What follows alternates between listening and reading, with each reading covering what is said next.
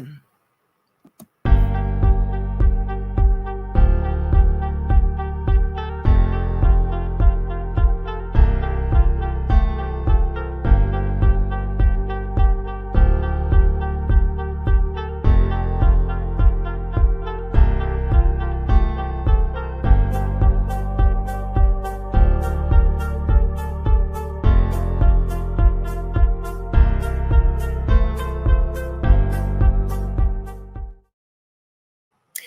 evening, and if you're just tuning in, you are listening live to 105.3 and 107.7 on FM out of New Orleans in Mississippi to UFO Paranormal and United Public Radio Network.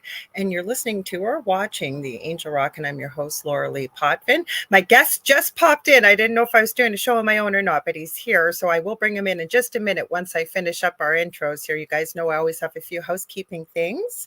So welcome. A little bit about myself. I am a Canadian psychic medium, crystal Reiki energy healer, Akashic Records practitioner, spiritual teacher and mentor, as well as a registered nurse. I'm also a budding animal communicator, well-versed in near-death experiences, having had one myself as a toddler. And I've studied them professionally and personally for over 40 years. I'm also extremely well-versed in the paranormal, having experienced an extreme haunting of my own in my previous home. We've shared our experience on the Travel Channel's Paranormal Survivors, Season 4, Episode 9, called Demonic Hauntings. Also, if you want to join in the conversation, like Nicole Thomas Ryan and many of the other people that come in here, because if you follow this show or the second show that I co-host on the network on Thursday nights at 7 p.m. Eastern Standard Time with my good friend and very gifted medium and angel channel, David Hansel, called The Thing at the Foot of the Bed. You know, both shows are very audience participative. So what you do is you're going, because 80% of our audience is audio only, and we do broadcast to every country in the world. This network's been around for 25 plus years. So where you're going to head to is UFO Paranormal and United Public Radio Network on Facebook and YouTube. I'm streaming to my YouTube channel, which is the Angel Rock of Lorilei Potvin. I'm also streaming to my personal Facebook profile, which is public, so anybody can watch on there, Lorilei Potvin. We are streaming on the Angel Rock on Instagram, and we're also on Roku. We have our own TV channel for the network. And how you're going to find that is you're going to go to the channel store and type in UFO space P as in paranormal. And there's a drop down list. And we're about the third or fourth one down. You're looking for UFO Paranormal and United Public Radio Network. And you can watch us on TV if you'd like.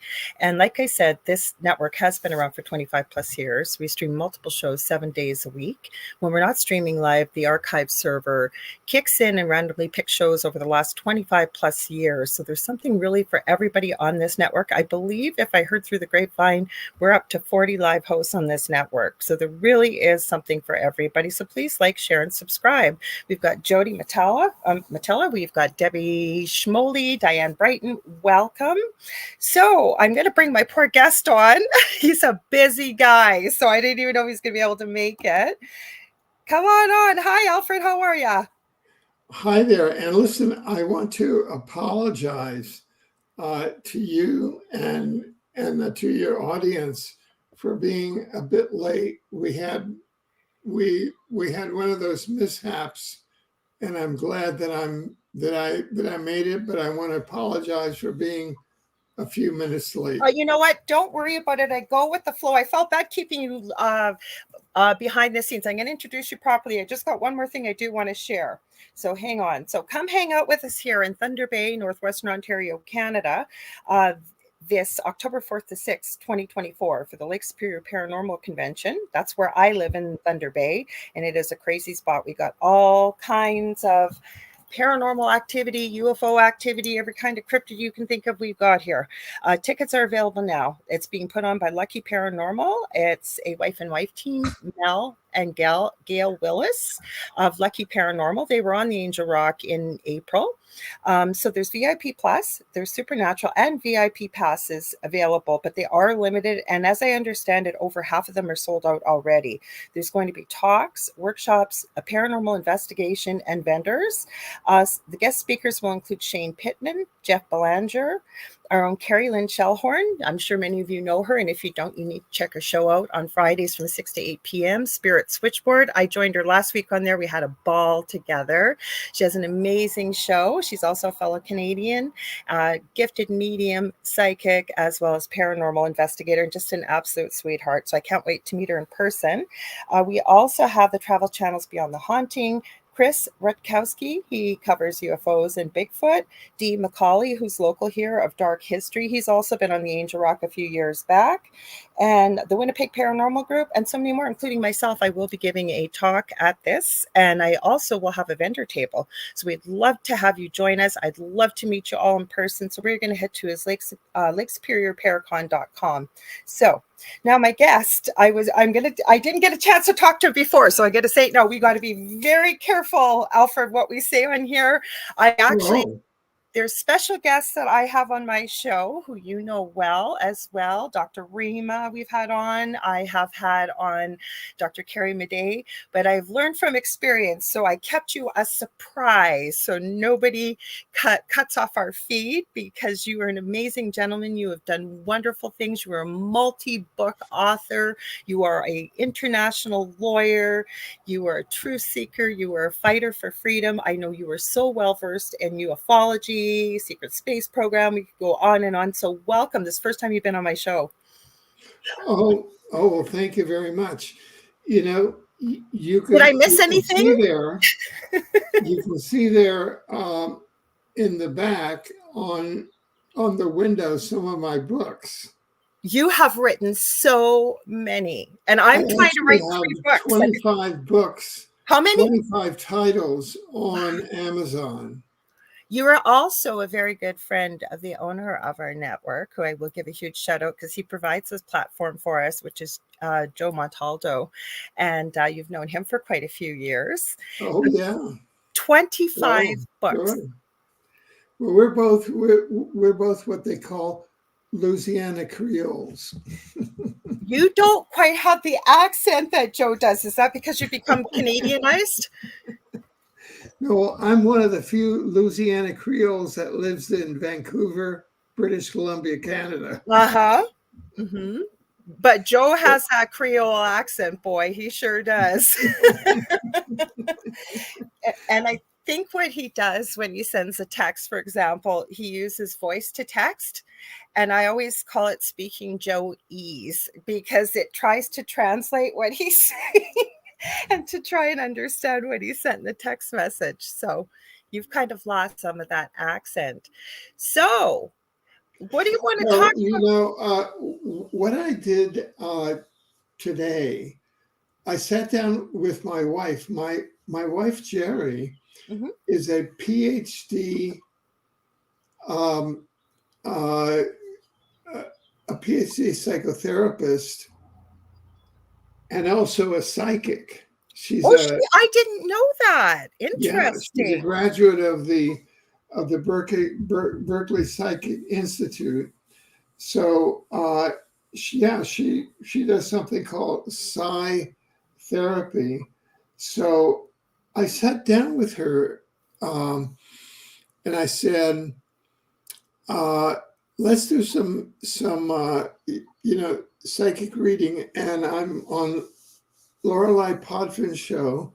And what do you think of all of my 25 books? Okay. What do you think? What book do you think will resonate most deeply with her audience? Okay. And we went boom. And this is the book that came up. This is a book called The Dimensional Ecology of the Omniverse. Cool. And this is from my Omniverse trilogy. I've written a book. I've written a trilogy of books on what we call the Omniverse. And the Omniverse, you've got universe, multiverse, omniverse. And you might have to explain that more deeply for people, because remember, we got people listening from every country. Not everybody comes from a spiritual background. So So this is universe, multiverse, omniverse. Okay. And the universe was discovered around 3200 BC by the Sumerian astronomers, and Okay. is a singularity of time, space, and matter. And Okay. we live in our own universe. And there's one book that says that the name of our universe has its own name. And the name of our universe is Uversa. That's I've what never heard that before. Really? I have Oh, not heard that. No. oh, really? Well, there's this book. It's a very interesting book here. It's a channel book, about 2,500 pages, called the Urantia book. And this book says that the name of our book, this is a channel book about the structure of our universe. You can get it free contents by going to Urantia, URANTIA.org, I'm going to write that down. Urantia.org. Okay. And that the name of our universe. It is here. Yeah, so it is it tells you what the name of our universe is there. And so, Alfred, I'm going to ask you who was channeled to give this information. Can you share a little bit about that? sure. The history is this book was published in 1955. Okay. And it was channeled in Chicago over the course of about 20 years through coordinated by William Sadler. Okay. And they channeled it and published it in 1955. But were And they channeling a collective? It's called the Fifth Epochal Revelation to the Planet. It's the form of a book. The fourth epochal revelation to the planet was 2,000 years earlier in the form of a man, and that was Jesus Christ. Interesting. And so what they said is that 2,000 years ago, they sent a man. God came in the form of a man, Jesus, and then the Urantia book is a book that was published in 1955, and this is a follow-up of Jesus, i.e., it's in 4 parts, parts 1, 2, 3, and 4, and part 4 is like the television version of the life of Jesus. You've got a day-to-day version of the life of Jesus here. Interesting. Part 4, mm-hmm. Because the 4 Gospels, the synoptic Gospels in the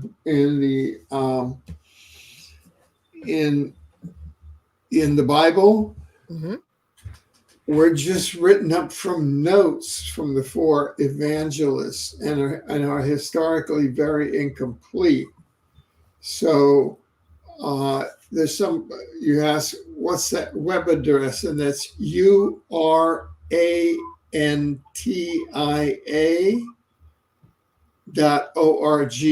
And you have the whole book is there, can be channeled and downloaded for free.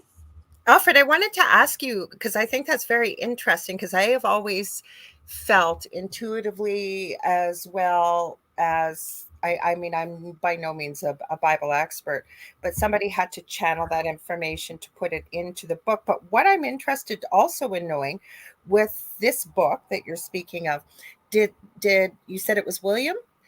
Who was he channeling? Did he know? Did they just define themselves as a collective? Were they 18? This is the higher there.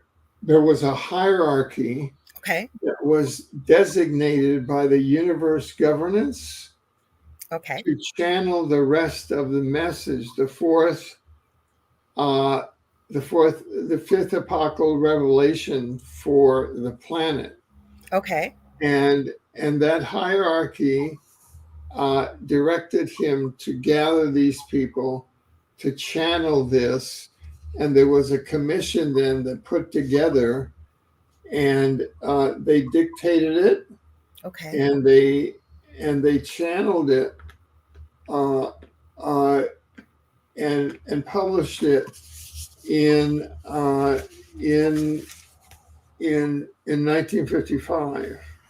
And this is I'm just looking through it. These are the table of contents. I'm looking through the table of contents. Does it make any prophecies in there, Alfred? Like, has anything come true if there are prophecies? Well, prophecies. It's really more. Let me go to the first page. Okay. Forward. Well, this is a forward. Forward. In the minds of the mortals of Urantia, that being the name of your world, there exists great confusion respecting the meaning of such terms as God, divinity, and deity. Human beings are still more confused and uncertain about the relationships of the divine personalities designated by these numerous appellations.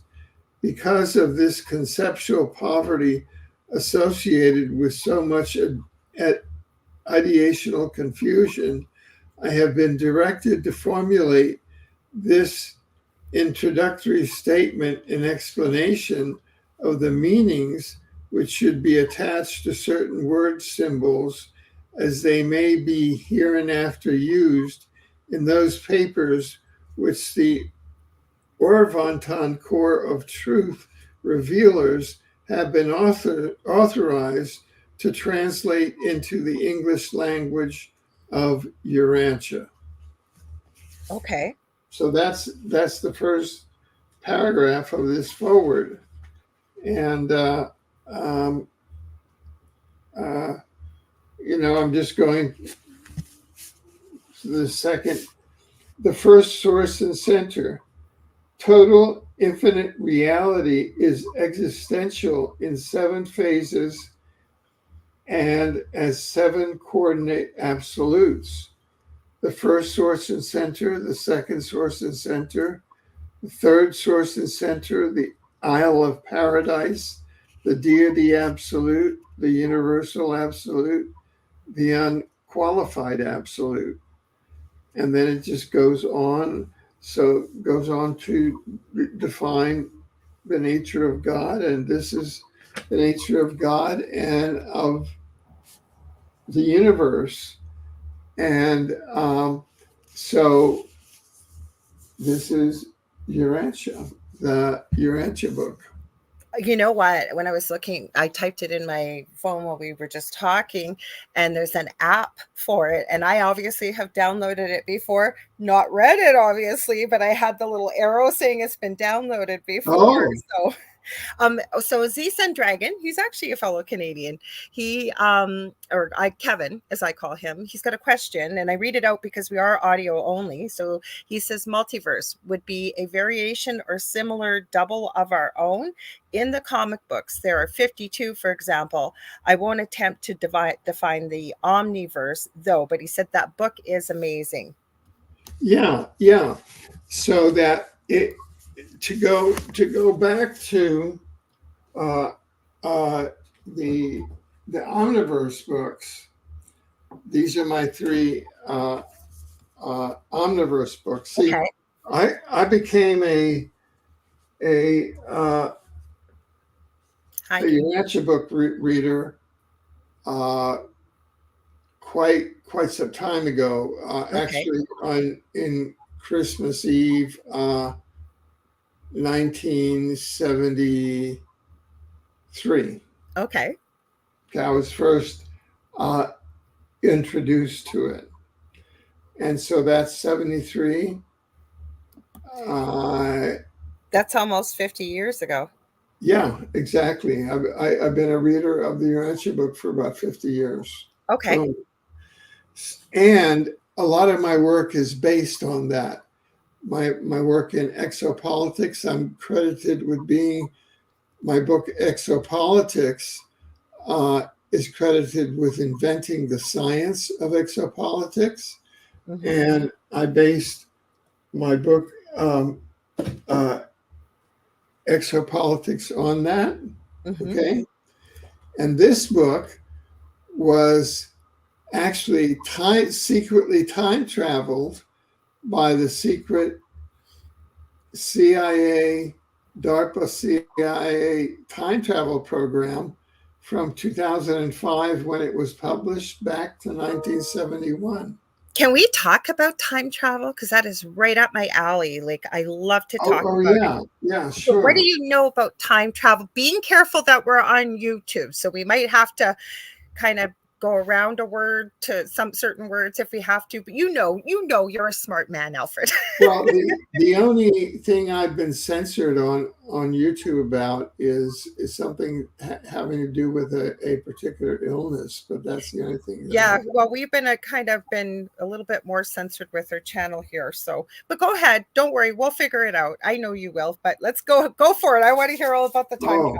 I'm super excited. Well, this book was originally published in 2005 as a paperback.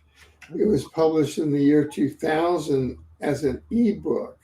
Okay. And the 2005 paperback was time traveled back to 1971, where it was viewed by a time traveler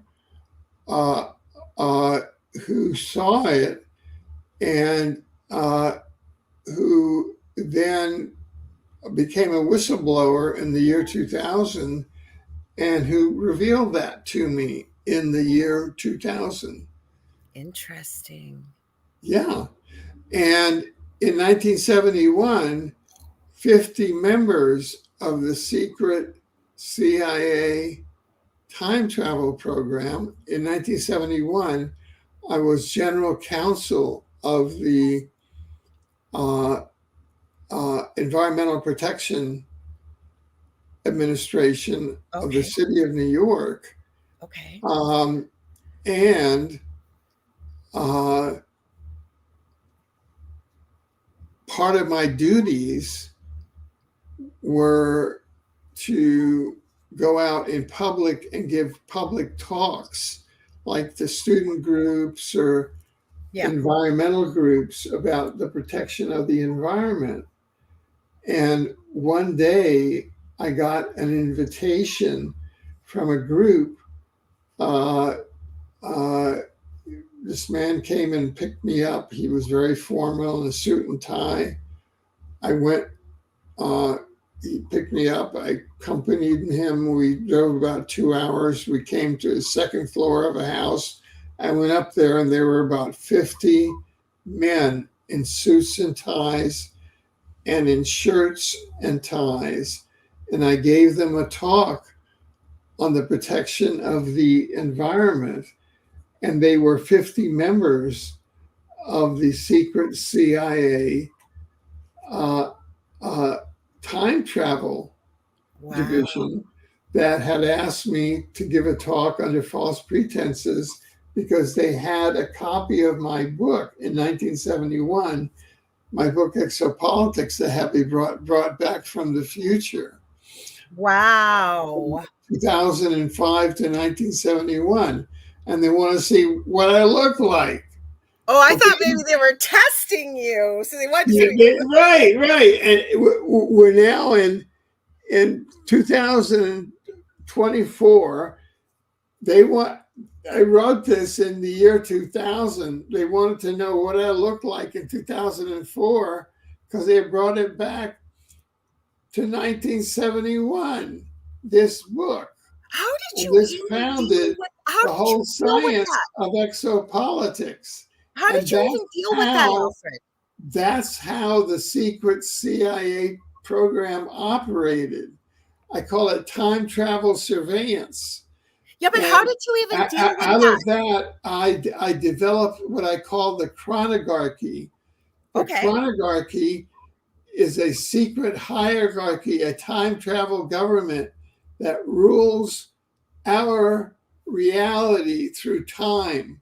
They travel backwards and forward in time, and they rule our reality through time. Okay, so I've asked you 3 times because I'm so Chronography, excited. and I wrote a whole book. Here, I'll have to show you it. I How wrote did a you whole how did book you deal with this, on Alfred? the chronarchy because I did all my I began interviewing all of these whistleblowers that went public uh, who were from the secret time travel program, and I interviewed them. And this is my book, The Chronarchy. It's about 700 pages, and this is So you must have interviewed Andrew Bashago then. he's the person who saw my book. Is it? Okay. Yeah, How we did you saw deal with it this? in 1971. Yeah, but how did you deal with this? Like, how did you know to believe this? Was it because they knew about your book already that you hadn't quite written yet? Or like, what made you a believer? Because it hit my soul. Because I, as I entered the room back in 1971, Yeah. people in the room were going. They were making all kinds of faces at me. Right? Right. It was not an environmentalist audience. Right. It was an audience of the secret time travel program that had time traveled my book. So they were looking at me as the author of this book, and they were going, Oh they my, were why were making they making the faces at me. faces? And so I was trying to maintain my cool, but I saw that something was up, right? Okay. I knew that I was in a room that was government surveillance and that something was up, right? Right. Okay. Something was up. See, because I was raised in Cuba and I was in communist jails then, and then I escaped from Cuba. You see what I'm saying? So I was used to totalitarian governments that survey you. So I've this is known just you for how another many years? totalitarian government that was surveying you. I've known you for how many years? And I know I'm learning so much about, like, I've known some of this stuff, but I didn't know you grew up in Cuba. Like, I didn't know any of this. Yeah. I grew up in Cuba up until August of 1960. Okay. When I was 18 years old, I had already been accepted for admission into Yale University that autumn. Okay. And we were expelled in August of 1960. But so I grew up bilingual. Oh. See, ¿Tú hablas español? my mother is on the Cuban side. My father's on the U.S. side. My mother was the daughter of Cuban and American. ¿Tú hablas español? Sí. Yo hablo un poco. I forget a lot. Yeah. So time, because we're and the chronarchy, the secret time travel government, which is like the deep state. They always say, "Oh, outer space is going to come in and take us over," and they don't tell you it's deep time. They rule you from deep time.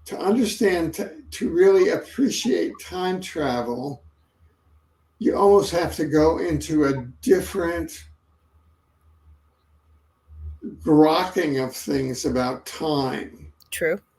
Okay. Under time, everything exists at once. Okay. Yep.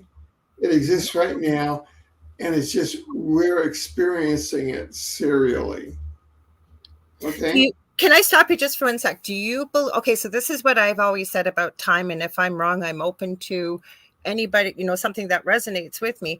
I agree with everything you've said, but is it not just a man-made created thing, time, right? In order for us to kind of sequence things and make sense of what's going on around us? Or I know it's a lot more complex than that, but really simplified, or is there more to it with your knowledge base that you've perceived it as?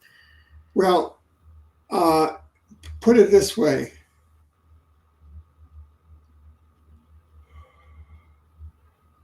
Let me express it this way. We live inside a universe. We've got universe, multiverse, omniverse, okay?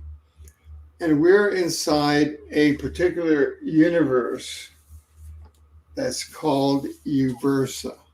Right. Yeah. Uversa.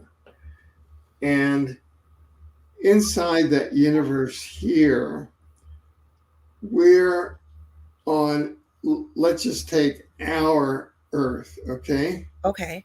Okay.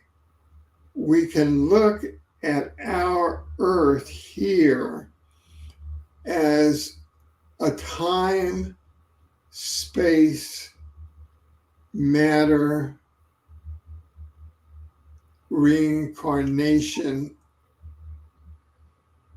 environment. Okay. That's what we've incarnated into. And the universe, our universe, yep, is, we can reformulate it as a time, space, matter, reincarnation environment. Okay? Mm-hmm. And so there is a spiritual dimension of souls, yeah, that are charged with maintaining that time, space environment and maintaining the universe, the universe, and maintaining the galaxies and the solar systems within it, and right, keeping it running. And sort of part of our duties as a spirit, as souls, the intelligent civilization of souls. I'm in these books on the Omniverse, I describe how the intelligent civilization of souls is organized, how souls are created in the Omniverse, okay, in the spiritual dimensions, and what the mission of souls is. And the mission of souls is to create the universes and to maintain the universes. In other words, we're like many gods because each soul is a holographic fragment of God. true. We are this, I describe in here how individual souls are created as holographic fragments of God. And there's a principle of holography, and that is that the whole of the hologram exists in each fragment of the hologram, so True. that the whole of God exists in me. And True. the whole of God exists in you, so that I am God and you're God in that sense. And part of our mission, we can have different types of missions. Let's say that right now my soul and your soul has been deployed to incarnate on earth as part of soul development. And we are in a particular school in soul development. And that has all kinds of rules and regulations. And it's done here with all kinds of guides that assist us. True. And in other phases, we can be deployed to oversee how time operates in galaxies of the universe, how time space are deployed in universes, the creation of solar systems, the creation of universes, the creation of races within universes, because the universes, a universe is created as a venue for the incarnation of souls. True. Okay. That's like the zoo within which we go and we have incarnation adventures to develop. Okay. You see what I'm saying? I concur 100%. That is how it's done. And what the Omniverse series of books has done, because they're all science-based, is that it describes the science of the Omniverse, how this is created and how it's deployed, and the principles on which the Omniverse and the soul is based. It's the universe, the multiverse, and the Omniverse. I have so many questions.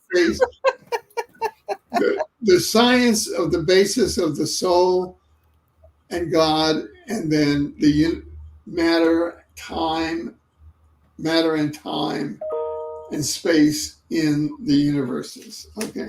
I have so many questions. Okay, so there's all kind of detail in each of those books as to how all that happens. Okay, so I have a question for you, because I agree with everything you're saying, and I'm fascinated. Like, I'm literally like hanging off the edge of my seat here.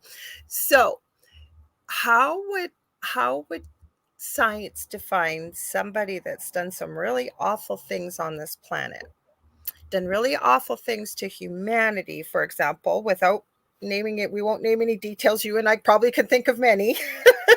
But my point is, what would be the purpose in the universe, our universe, for example, having, I'll just pick a name, Jeffrey Dahmer.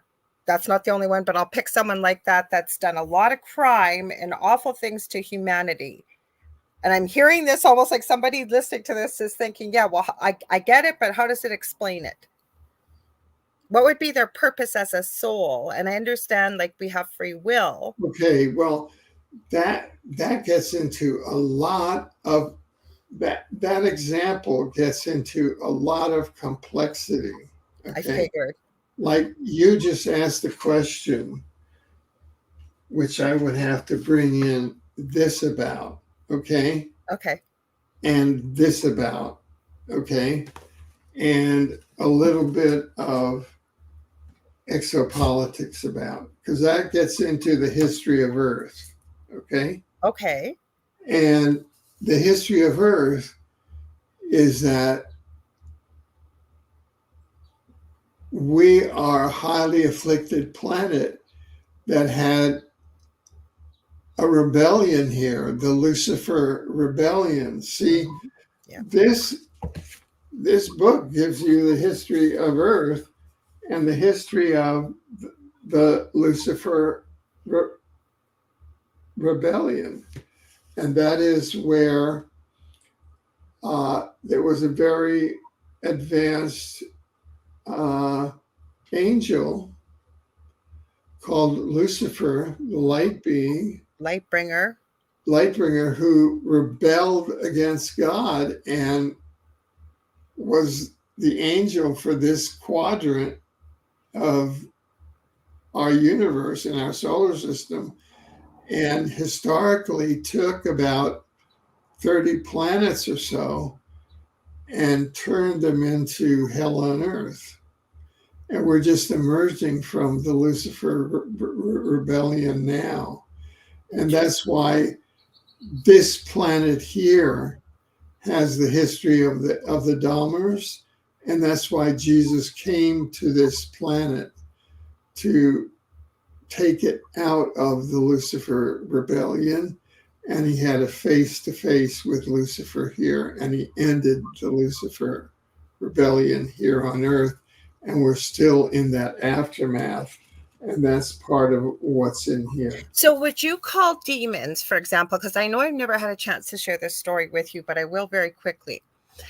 How my spiritual journey began many years ago. I've always had strange, unusual things. 8 years old, for about 6 months in a brand new house, waking up at 3 a.m. unable to breathe. I literally was having something around my neck, and I knew nothing about the paranormal then.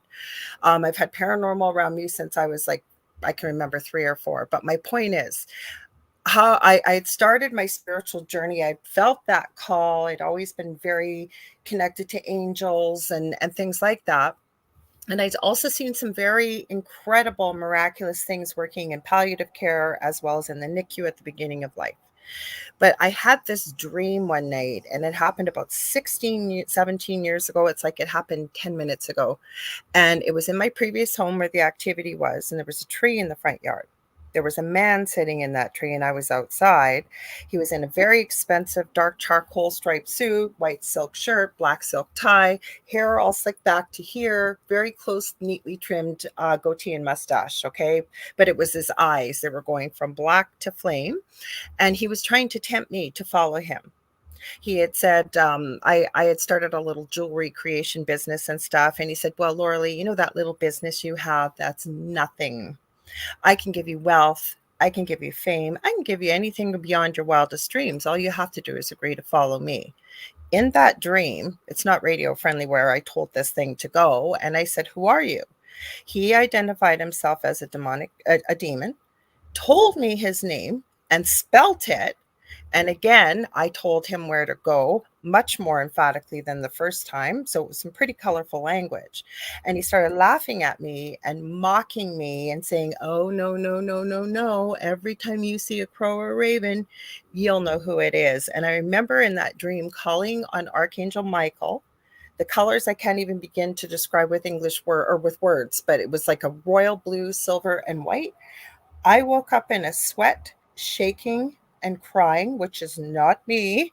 And all heck did break loose in my old house. So I'm so fascinated about this because I agree with everything you've said. So why would we still have energetic beings like this coming through? I know we're moving into a new era, but do you have any ideas on that, Alfred? Like, why would something like that happen? Yeah. Everything you said resonates with the Lucifer rebellion, including with the fact that the spiritual name of Jesus is Michael. Okay. You could have actually been talking directly spiritually to Jesus at that time, and that could have been part of the Lucifer rebellion trying to enroll you at that time that I agree. you were starting your spiritual journey. And you got to serve somebody, this way or that. You know what I laugh about, Alfred? It obviously didn't know me very well because no way, no how that was happening. And this was a dream. No, right. But I mean, it seems to me that people here on Earth are faced with those tests. I know. True. That's how I first came up with these tests, was face to face. I would love to hear. Would you be comfortable sharing that story? Sure. Okay. That's a story that I've also, books is how I let me see if I have that here, is how I share that with, and that's how I share it. My journey landing heaven on earth. Okay. Okay. And this happened to me. Okay, so it's shortly after. Remember, in 1971, I was general counsel of the Environmental Protection. Well, I'm having all these experiences in 1971. Remember, I'm going out and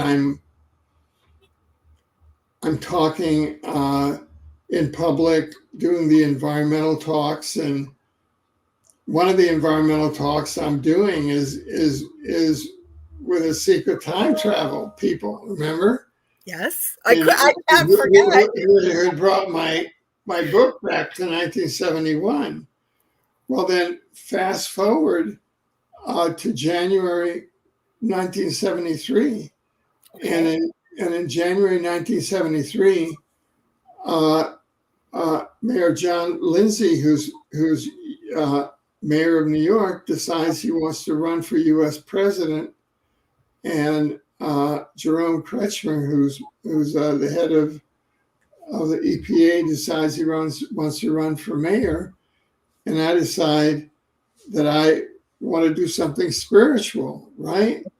And I don't want to do this anymore. That I decide that, you know, government. I want to get into the spiritual. I want to get out of the out of the government, and then so that in one night there,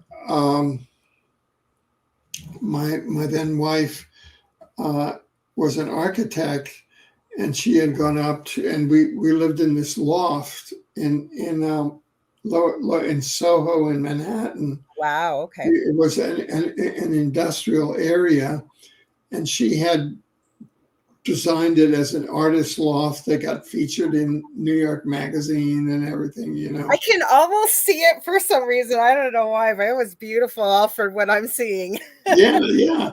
And so she went up to Vermont, and so I was there with our then infant son, Freddie, and it was about midnight, and I was up in the front of the loft, you know, doing my stuff, and then all of a sudden I was kind of interpreting biblical prophecy is what I used to do then, and all of a sudden it was like this being of light came down on me, right, over all of me, and started talking to me telepathically. Yep. And so I said, who are you? And it said, I am the Holy Spirit, you know, and I just stayed, whoa. That's what I went in at. Whoa. And then we went back and forth, and we were talking, and I was being shown stuff. And then I said, wait a minute, who am I? And then it said, thou art Peter, and upon this rock I will found my church. And that's a direct quote from one of the Gospels, Matthew. And it's a direct quote about St. Peter, you know, Peter and the rock, etc. And I went, oh, wait a minute. And, you know, and then I was taken into missing time, and I was taken up into a ship, you know. Okay. And from there, I was shown a movie of the future of my life. Wow. And I just went up into timelessness, and I saw the future of my life, which was to bring all of these messages, you know. And I was taken outside of time, and I was in time. Well, while I was up there in the ship, Andrew Bashago was in the ship. Oh, was he? Yeah, he had been placed there by the ETs so that I have a witness that I was in the ship. Okay. And he testified. He and I did a show together in Washington State, so that he testified and that he was an eyewitness to me on the ship, so that I was on the ship at that time. Anyway, I'm just kind of, I'm going to stop you for 1 sec because I just realized people might be going, "Who's Andrew Basiago?" I know who he is. You know who he is. Yeah. He was part of the secret space program as a child, and there's way more to it. But just so people have a reference, right, Alfred? Yeah. Mm-hmm.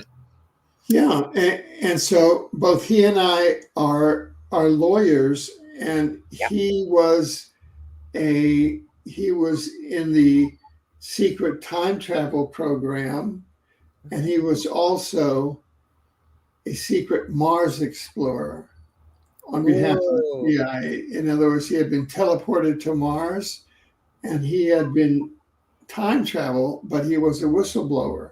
So a lot of the whistleblowing, he's done it to me, and I publish it in these books in these various formats, so that a lot of the data that I'm using come from Andrew Basiago and the various cohorts of whistleblowers that he's organized.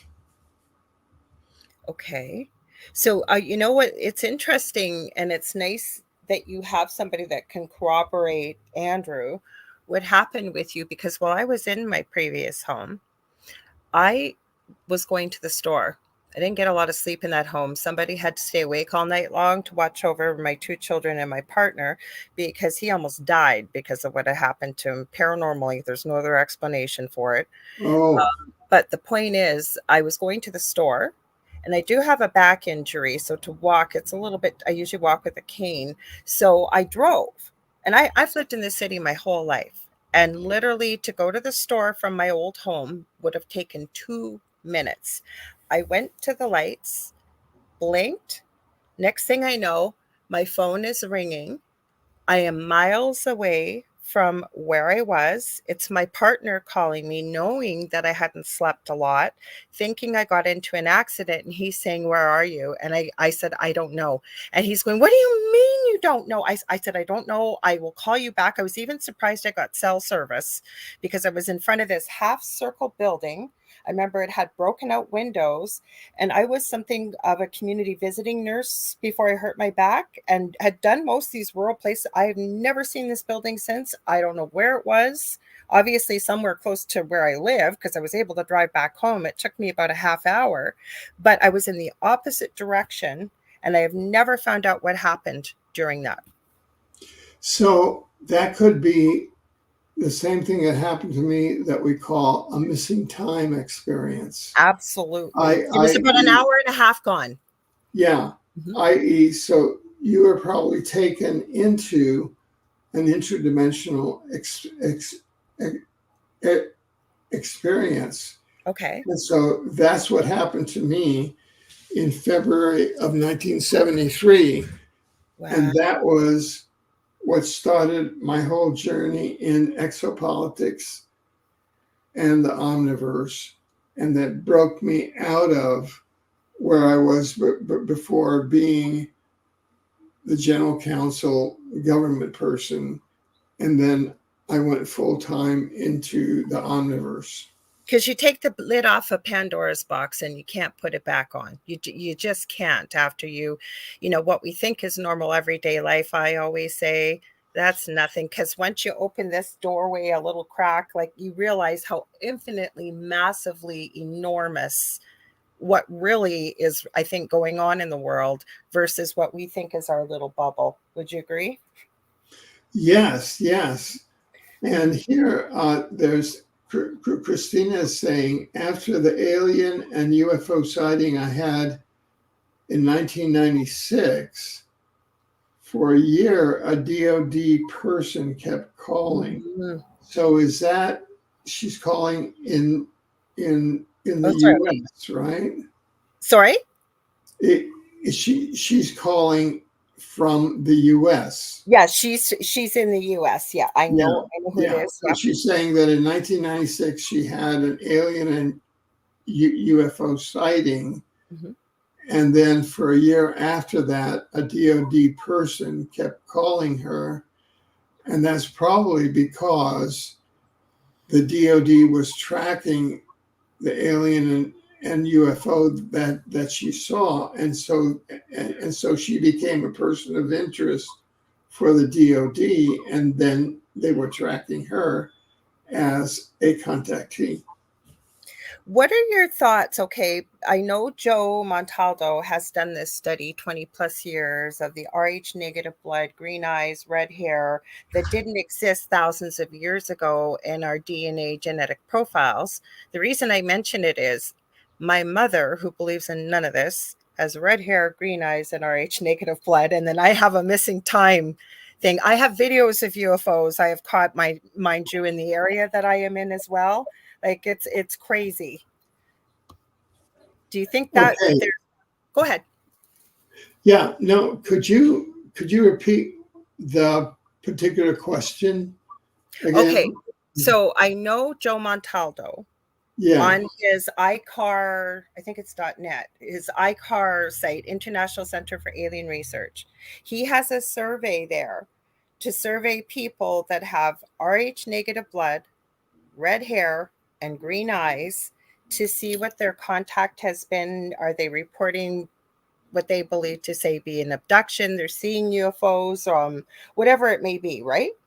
Because in his belief, and he's explained it to me, that thousands of years ago, those three components, Rh negative blood, green eyes, and red hair, did not exist in our genetic profile as a human species. So where did it come from? And my mother, is what I said, has all three of those. Very, very interesting. Mm-hmm. Yeah, that I just see myself as being from a contactee point of view, and that is I was contacted, and then I had all of these functional contacts, which led to exopolitics, which led to the omniverse, which led to the Urantia, which led to the chronography. But that's because I have a certain type of mind, which is like highly functional. I have a futures type mind. I was in Stanford Research Institute for a while, and they told me a lot of secrets there. And I've written some futurist books based on the research that I did there for a while, which we don't know. There's a big election coming up in 2024, and so in 1977. I was a futurist at Stanford Research Institute, and they had a 50-year contract, 50-year futures of the USA, right? And the CIA had a secret time travel program. So at my first week at SRI, at the Futures Unit, Willis Harmon, the head of the unit, took me aside and said, "Alfred, in the future, the U.S. is going to break up into many different regions." Okay. So one of my books is, in the future, will the United States of America break up into many regions? See, you have blue states versus red states. And right now, 33% of the people in the Trump states believe that their states should be foreign countries. So we don't know how that's going to work out. Do you see what I'm saying? I do. Whether North America is going to absorb within the current constitutional order, right now, there's a bill in Texas on the ballot for Texas secession, the first since the Civil War, which is part of what they told me. So they were leaking secret information, possibly, that was on the CIA time travel. Do you see what I'm saying? I do, and we've got a lot of things people are sharing here. I'd love to cover with you after we finish this, because this is exactly, I hear what you're saying, I'm following what you're saying, but then we get into, if it's being leaked from the future into the past, are people doing what they're leaking from the future by following the program that's been leaked? Do you see where I'm going? Like, are they leaking it? You can in time travel now using either eight forms of time travel. You can either go to the future and just take a picture of it. They have a thing like a chronovisor, which is like a television set. You put Right. in the address, the date, and the time, and it'll take you to that place in the future. And you'll see in the United States in the year 2030 is You're reading my mind, Alfred. Go ahead. Is the United States going to, what is the United States going to be like? And then you do it that way. Or you take one of your secret operatives and you put them in a time travel machine and you send them to the future, and then you bring them back and you have them deployed. So I've written a whole number of books about that, where there's the chronography, the secret time travel government is sending people back and forth to the future. You follow me? I do. So we don't know what that's going to be like, because there's such tremendous differences going on in the United States between Trump and Biden, and there are those blue states and red states going on, and Okay, so then I'm going to ask you this, and then people are sharing all kinds of thoughts here, great comments. So you want to pick your brain, if that's okay, Alfred. Yeah. What is the significance of this magic year in 6 years? We don't go beyond that. We don't hear much beyond this magic number 2030. What is the significance of that? Like, do you think does something have to be done by that time, or does it? Okay, that fits into this, the chronography. Okay, that's an artificial number of the secret time travel government. Okay. And what they do is that they try to get things going. In other words, they planned World War I, World War II, World War III, 2030, and then they planned the end of the human race and this planet being taken over by artificial intelligence. Okay, that's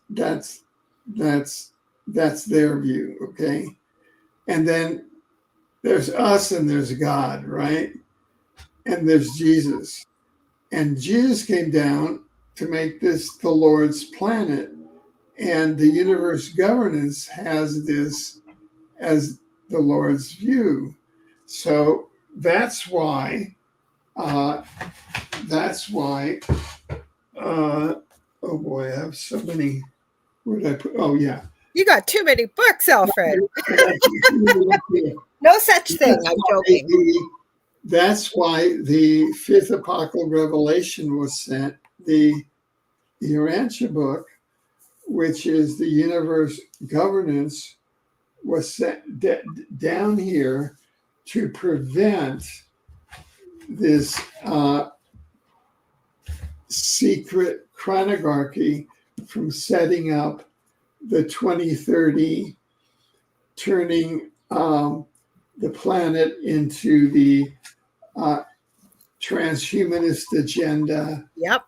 the AI, and we're right in the middle of that now. Absolutely. So that's the kind of world that I live in. I'm kind of I come from a family of engineers, and I am a writer and thinker and an interdimensional engineer of the spiritual dimensions, and bringing the chronography out there, and a buster of the chronography, and a bringer in of the spiritual dimensions and the new earth.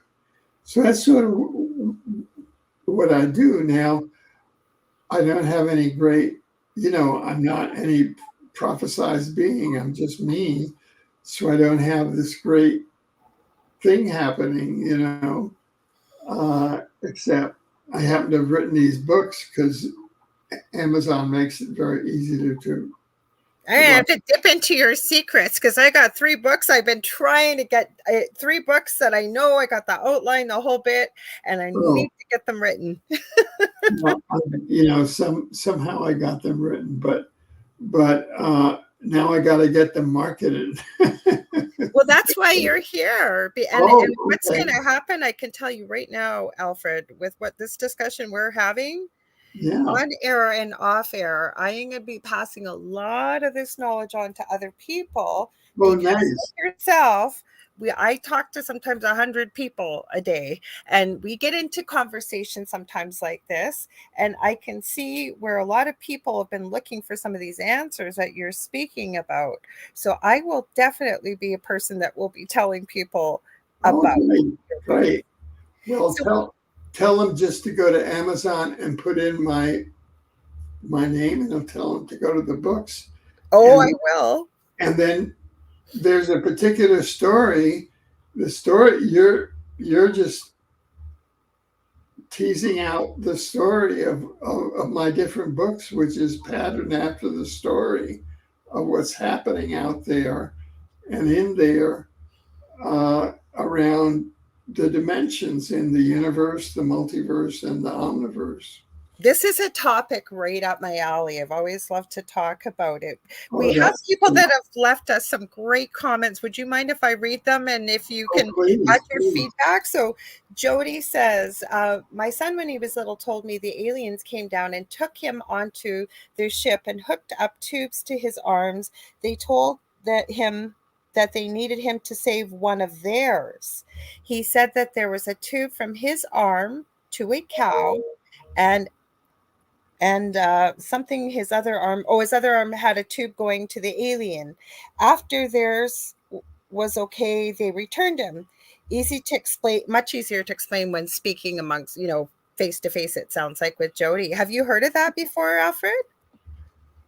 Well, something like that happened to me. I was taken up to a ship. Andrew Bashago was brought up with me, so he would be a witness, so it wouldn't just be me talking.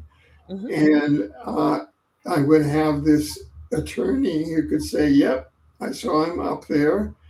And while I was up there, I was, in essence, given the vision that you just saw in all of these books. I mean, where did all of this come from? It came from all the downloads that I was given while I was up in these ships. But that's a unique experience that Jody's talking about. I don't think I've ever heard, if I read that right, that there was a tube from his arm to a cow. and from his other arm to the alien. Would that make, have you, I've never, I believe it. You know what? The way I look at things, I don't know everything, and I'm very open-minded. And I always say truth will reveal itself. Even something, I'm not saying what we're talking about is questionable, because this is right up my alley of discussion. But sometimes people will tell me something that seems really unusual or strange. So I always say I tuck it in my proverbial back shelf, because I truly believe truth will eventually reveal itself. So have you heard of anything like this before? Well, put it this way. For the sun having aliens come down and taking him up to the ship, there are many cases of that, and there are many people that specialize in cases like that, and so they take the sun up to the ship. Now, the son had an experience of the alien being connected to the alien on one hand and being connected to the cow on the other. Now, probably what happened is that the aliens had the son have an experience of being connected to a cow. So it was more acceptable. Yeah, because that's how the son experienced it. Probably there was some other process going on. Got you. Yeah, that makes sense. In the sun, and then they just put that particular experience in it. Just like with me, the experience that I had when I went up, I was being prepped for, this was like my post-grad, I was being prepped for a life with exopolitics, the omniverse, and the chronarchy, and getting this particular view out, boom, and so that's what I want to do, and so I've had Oxford University Press come to me. I write books that are considered for publication by Oxford University Press, because I'm at that level. I've taught at two universities, Yale and at the University of Texas. I'm from the scientific method, so I'm a very specialized extraterrestrial contactee. Can I, I just lost my train of thought. It was a question I wanted to ask you. Give me a minute. It's going to come back to me. I definitely agree with you, and that makes perfect sense in the way of what Jody had shared. Because even when I'm working and teaching and mentoring people with, say, spiritual concepts and things like that, I also help others who have had dark experiences. And what I believe is, even when it's from the spiritual form, and most likely ET too, is that they will appear to you in a form that is not going to terrify you. Like I've heard of many people's experiences, or even at the end of life, they see an angel with wings. Well, as far as I understand, the angels don't have wings, but as human beings, they've been depicted to us that way. So they don't want to scare you. So that would make sense about the cow. There could have been something maybe completely different, but to that child, they didn't want to terrify the child. Yeah. So the cow would be more acceptable, right? So they created, for example, I'll give you a concept, and I think you can relate to this. One project which I've written about, Earth is under the control and the tutorship of the Regional Galactic Governance Council, which is the governance council of the Pleiadians, the Alpha Centaurians, kind of these regional, local, these regional, local civilizations, right? The Pleiades, and they've been that for the last million years. and then I've stated, well, Earth does not have a representative on the Regional Galactic Governance Council. True. So, so we should have a representative there. Absolutely. So I've written, and I put it on the top of my Twitter and all of that. I want to go. I want to be Earth's representative on the Regional Galactic Governance Council, right? And there's a website that I have called positivefuture.info, in which I make the case in which that I should be the Regional Galactic Governance Council's meeting, right? So being a good, I have dual citizenship between Canada and the U.S. I have dual citizen, Canadian and American. And so what I did here then is I applied to my local member of parliament using a parliamentary procedure in the Canadian National Parliament to apply through my local parliamentary member to have her designate me and have Canada designate me as the Earth's representative to the Regional Galactic Governance Council. Did she support you? I think I blew her out of the water. She was supposed to be she was a, at the time, before she resigned, she was from Vancouver Island, from Victoria, and she was an Aboriginal woman.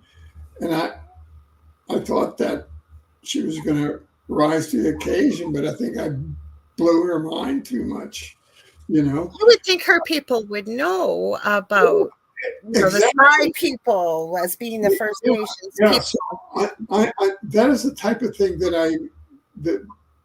I do, and I'm the chairman of the board of the Mars Anomaly Research Society, where there's life on Mars now, and I deal regularly with the U.S. Mars astronaut, where there's a U.S. colony on secret colony on Mars, and they have come to me, and so I'm going to start again becoming more active. So I'm doing these regular applications just to kind of test their muscles and test their.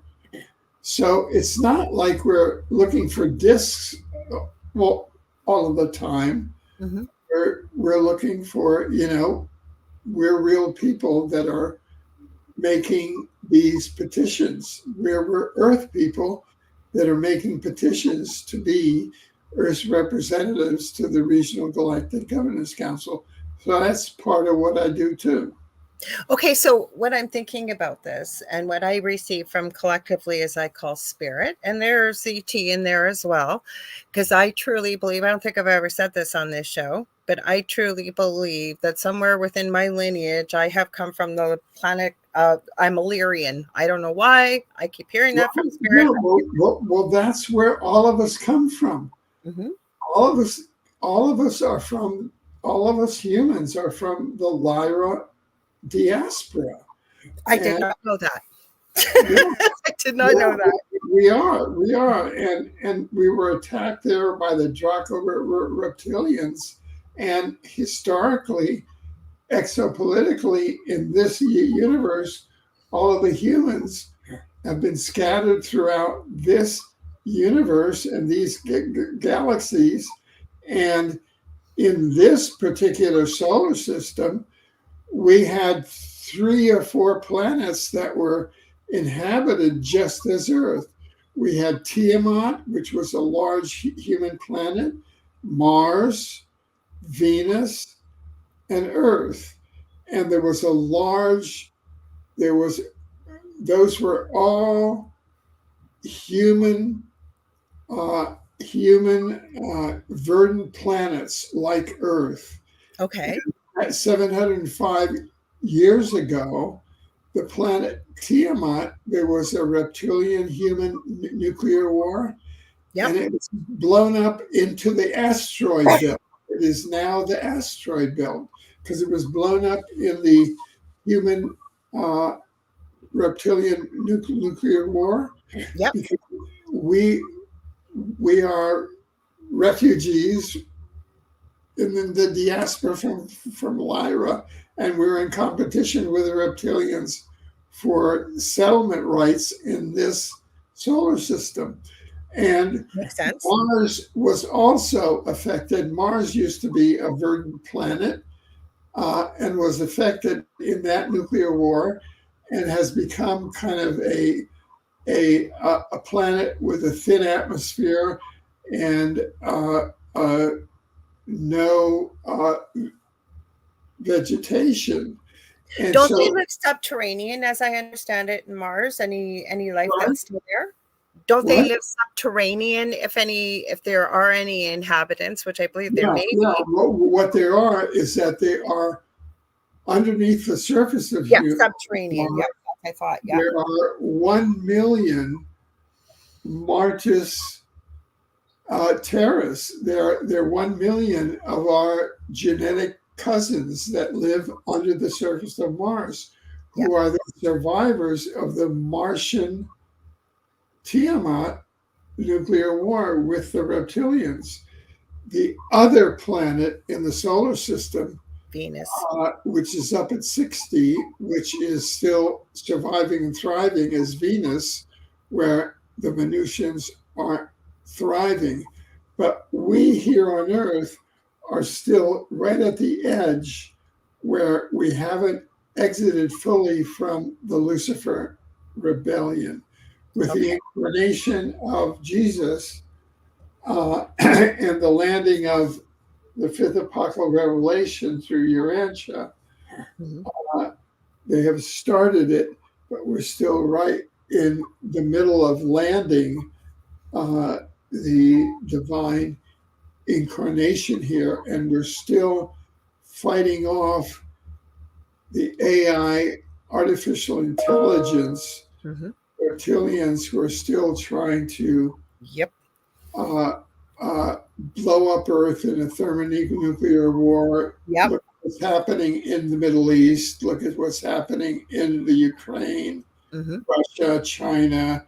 We're still on that edge. So we're right in the middle of it now. How much time do we have left? We got about 15 minutes or so. See how fast you're gonna have to come back on, Alfred, because I'm like utterly just like I don't usually I'm just like sitting so close, just listening. That'd be fun. Yeah, sure. Kathy Henley Little just said, "Wow, this is mind blowing, but it all resonates." Oh, excellent! I'm so glad to be able to present a coherent picture. This is coming out of all of the time that I've spent, and I think that it really comes if you come into the Urantia book, which it was Christmas Eve, right? A big present to you for the rest of your life, right? And that was 1973. 72 going over to 1973, and that was when I really went into this whole period that has led to all of these works, because it gave me, and then I had my experience, which was in February of 1973. It was a missing time experience, just like your missing time experience. And what happened during that missing time experience, I was exposed to whatever it was that was necessary for this, and then during all this time I've been working in that field, producing all these works, and then we produced what we call an omniversity instead of a university for universes. Yeah, let's talk about that, Alfred, because that's why we said we were going to have you on. We only got a few minutes. Let's tell people. I do want to tell you that Zisan Dragon or Kevin says amazing show, and it does resonate. Yes. Hi, Cindy Simpson. Yeah, please tell them because we just got a few minutes, but I wanted to ask you these things. I've got such an intelligent, amazing audience that is so open-minded and really looking for answers and truth that resonates or information that resonates with them. So please share about Omniversity. Yeah. Well, our Omniversity is where we hold classes and courses so we can all get together reading. I mean, our being together today would be like a seminar almost on Omniversity. In fact, with your permission, I'd like to take today's class and course and make it a class and course on Omniversity. Absolutely. Would that be okay? Yeah. Mm-hmm. Yeah, I would put it. It's your show too. and you can go, it's online. They have a way that's online. I have various classes. One is called omniversity.mn.co and omniversity.us. And then Kathy's asking for the Urantia book, and it's urantia.org. And you can get it all free there in all the major languages. You can just download it online, or you can download it in a PDF, and it's wonderful. No, because people, like I say, a lot of people haven't heard this stuff. I've heard it before. I've always been very drawn to timelines and dimensions and multiverses. I do have what Kathy said, thank you. I have one question for you because I've not been able to find the answer to this.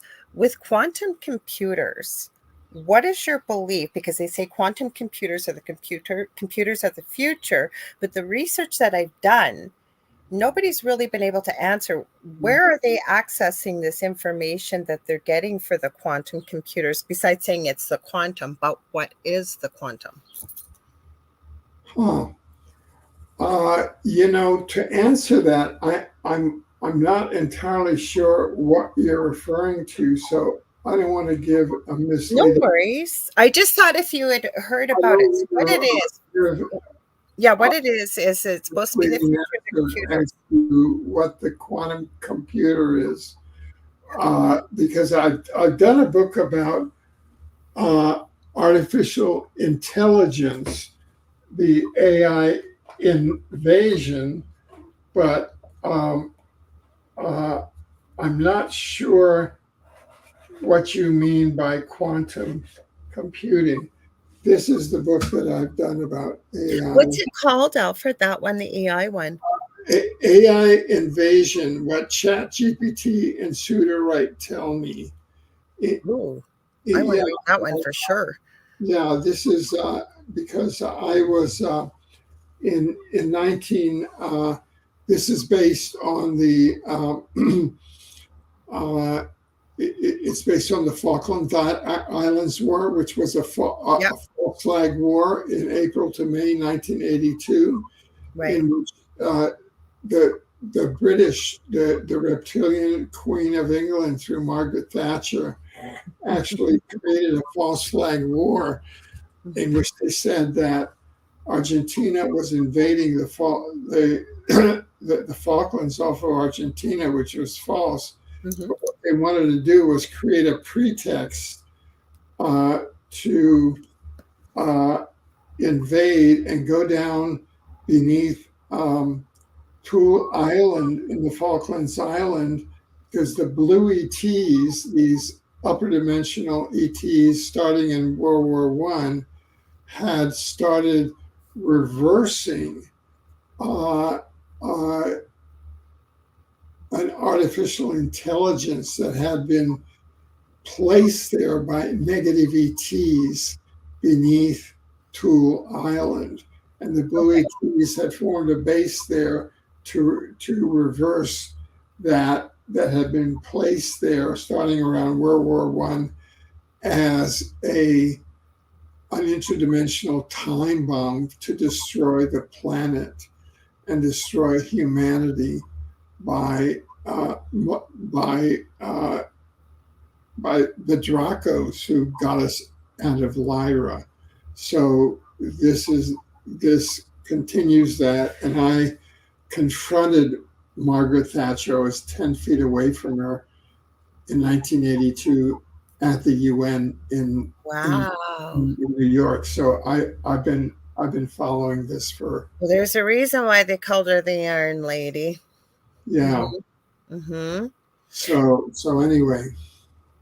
Wow, because like all of this resonates so much. Like, but what I've always been told, and again, I'll say by spirit, and that could include, like, I'm still mind blown about what you've told me about me always knowing just inherently I'm Lyrian, and then you telling me what you're telling me, or that I come from there, and we all do, is I've always been told that human beings are a young race, that other more evolved civilizations and species look at us and they get very puzzled by our penchant for depth and breadth of emotion, but also propensity for violence. So do you think maybe that's why they haven't included a human representative? You volunteered yourself to be that representative, but on the council, because they kind of look at us like little kids, like this is adult work, like the kids don't belong here kind of thing, or what do you, or wanting to destroy humanity? Like, why would you want to destroy humanity? Yeah. Well, it's that thing of the Lucifer rebellion. So as soon as we get violence comes from the Lucifer rebellion. So as soon as we're over and evolving from the Lucifer rebellion, then we'll be caught up. Yeah. Okay.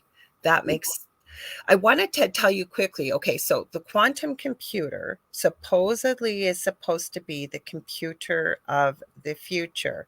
It is gazillions times faster than a regular, what we know nowadays as a computer.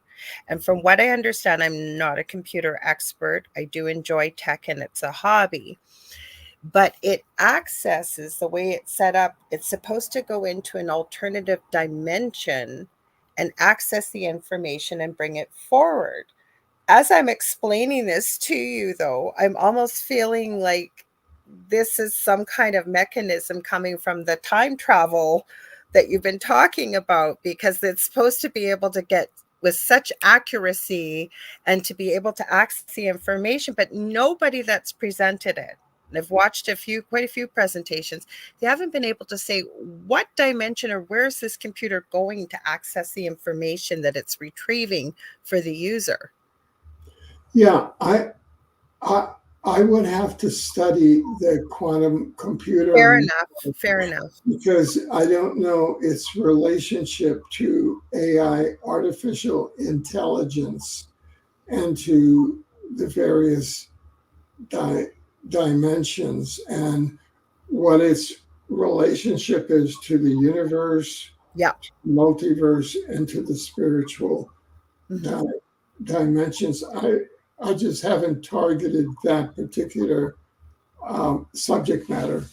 I respect that you haven't, and that's why maybe you were meant to hear about it today. I don't know, but I have been fascinated by this because they keep, and you'll see the big tech companies will put a few workshops and stuff on about this, but I got questions like, where, that's not good enough for me that it's going into another dimension to access. I want to know, where's that information coming from? I'd have to check what the dimension is.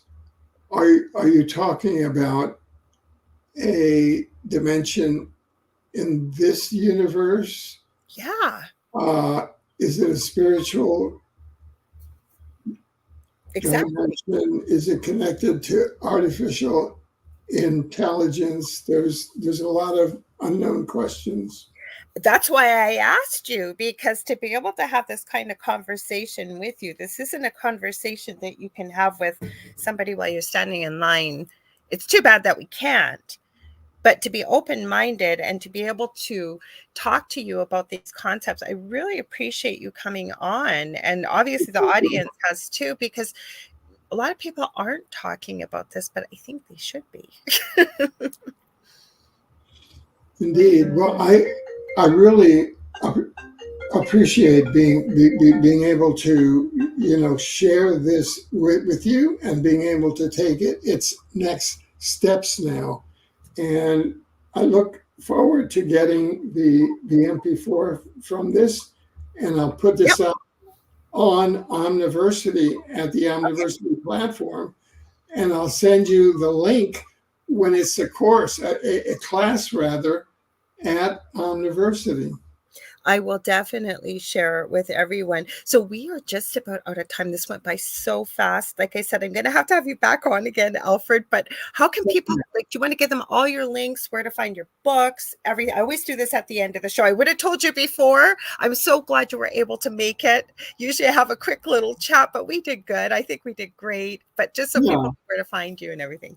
Yeah. Well, people, my books, you can go to UniverseBooks.com, and Omniversity is omniversity.mn.co and omniversity.us.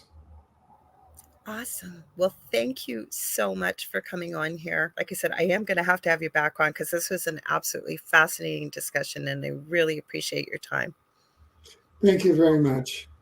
I want to let you guys know too. Thank you for all your great comments and questions. As always, I always say to y'all, Alfred and I could have a wonderful conversation like this off air, but it's better when you guys are here, because you guys add all your thoughts and questions and comments, and you make the Angel Rock the show that it is. So thank you.